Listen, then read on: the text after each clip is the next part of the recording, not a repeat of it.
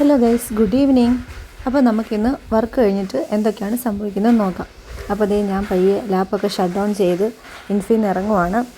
നല്ലതായിട്ട് സന്ധ്യയായിട്ടുണ്ടായിരുന്നു. ഞാൻ പയ്യെ നടന്ന് ഗേറ്റിൻ്റെ അടുത്തോട്ട് പോവുകയാണ്. അപ്പം നമുക്കിന്ന് നമ്മൾ നേരെ ലുലുവിലോട്ടാണ് പോകുന്നത്. നമുക്ക് കുറച്ച് സാധനങ്ങളൊക്കെ മേടിക്കാനുണ്ട്. അപ്പം അച്ചാച്ചൻ വരും. ഞാനും അച്ചാച്ചനും കൂടെയാണ് പോകുന്നത്. ചിൻഡു ഇല്ല. ചിൻഡു അമ്മയും വീട്ടിലാണ്. അപ്പം ഇതൊക്കെയാണ് കേട്ടോ വൈകിട്ടത്തെ ഇൻഫിയിലെ കാഴ്ചകൾ.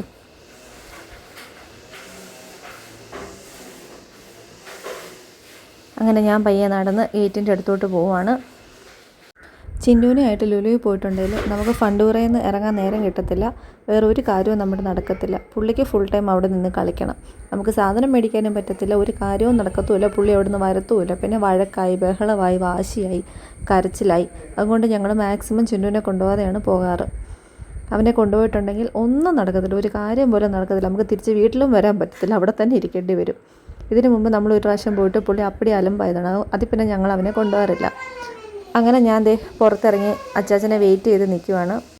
അങ്ങനെ അച്ചാച്ചൻ വന്നു. ഞങ്ങൾ പയ്യെ ലുലുവിലോട്ട് പോവുകയാണ്.